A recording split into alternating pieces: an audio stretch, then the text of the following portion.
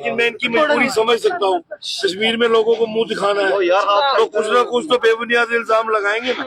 तो एक परसों का ही सिविल सोसाइटी में से कुछ एक लोग ऐसे जिनका खून सफेद हो चुका है, उन लोगों को गड़ी हुई कब्रें खुरेदने की आदत है। ये नई बात नहीं है। जम्मू के लोगों ने पहले भी देखा है कि वो कब मुंसिफी भी निकलते हैं और कब किस इशू पे बोलते हैं। तो उनको भी तो उस दिन एक इशू मिल गया कि अब ये विक्रम रंधावा ने बात छेड़ी है, इसने कश्मीरियों के खिलाफ बोला है। तो हम चाहे जम्मू के हों, चाहे हम खाते पीते जम्मू का हो, है तो वफादारी हमारी कश्मीर की है। माजरा बड़ा स्पष्ट है। 2019 में जेडीए ने एक एरियल सर्वे उस इलाके का जिसमें गणेश चक, करनैली चक, सोडे चक का करवाया हो, वो हमें नहीं पता है। और उसमें उन्होंने पाया कि 34 कनाल जेडीए लैंड के ऊपर कोई स्टोन क्रशर्स इंस्टॉल्ड है। उन्होंने देखा होगा। फिर उन्होंने ग्राउंड पे भी आके उसकी मेजरमेंट नहीं की, लेकिन हमें 2021 में एक नोटिस सर्व हुआ मुझे।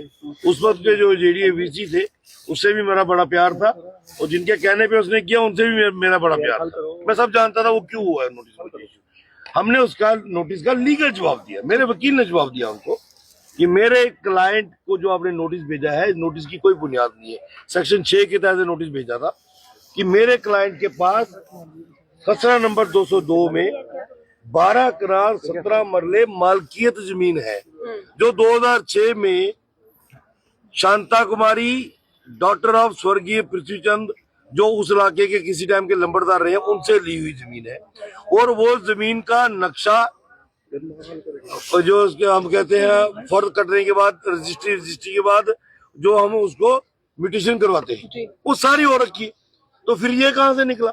फिर हमने भी जेडीओ को बोला कि आप एक बकायदा फिजिकल ग्राउंड टीम भेजिए और मौके पे आइए। फिर उनकी टीमें वहां पर आई, उन्होंने पूरा किया और वहां तारबंदी करके गए।